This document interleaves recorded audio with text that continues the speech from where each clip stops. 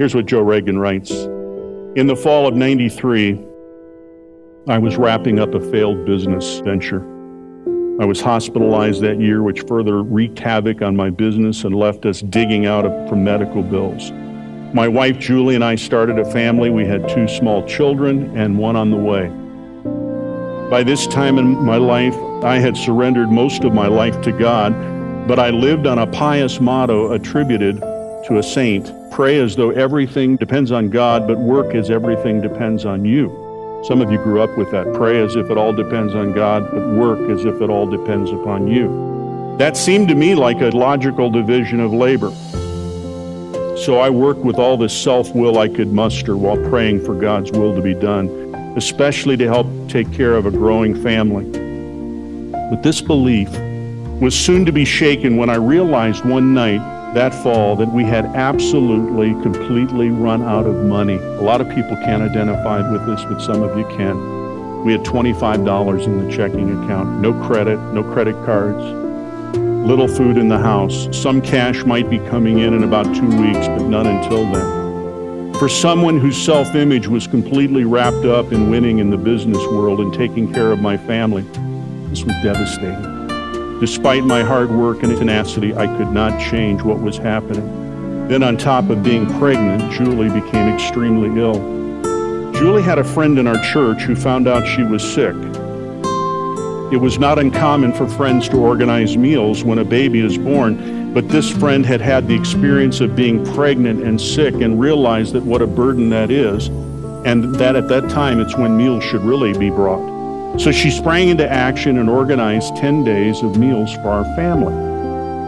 Now, she didn't know anything about our financial situation. She was just acting out of her faith. But here she was at our doorstep with meals for the next day and promises of meals for 10 days. I want you to listen to this next line. This is really a touching line. Each evening, the doorbell would ring,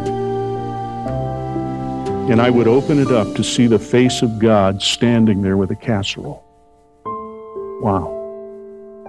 Listen to that again. Each evening the doorbell would ring and I would open it up to see the face of God standing there with a casserole. These wonderful women had no idea what they were really bringing into our home and what lessons they were teaching me.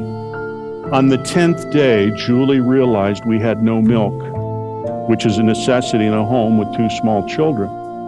She started looking around in our coat pockets looking for money. Have you ever done that? You've been so desperate, you're looking for change in coat pockets, hoping to find some milk money. When the doorbell rang, there was another of Julie's friends with a sack full of meals and 2 gallons of milk. Julie was absolutely dumbfounded. Why would you bring us milk? She asked. I didn't even think about it, her friend replied. Why wouldn't I? You have to have milk with your meal. Again, the friend was oblivious to the true challenge we had. All my effort, all my working, like it was all up to me, could not even produce 1 gallon of milk for our family. But through these faithful, loving women, God was doing for me what I could not do for myself. I abandoned the belief of praying like it's all up to God and working like it's all up to me, and instead I began to accept that all of my life, prayer and work, rest in God alone. That's a lesson for you. It's a lesson for me today. It's not about all your efforts and all my efforts. It's about what God can do in our lives. And get this, what God can do in the lives of other people working in your life.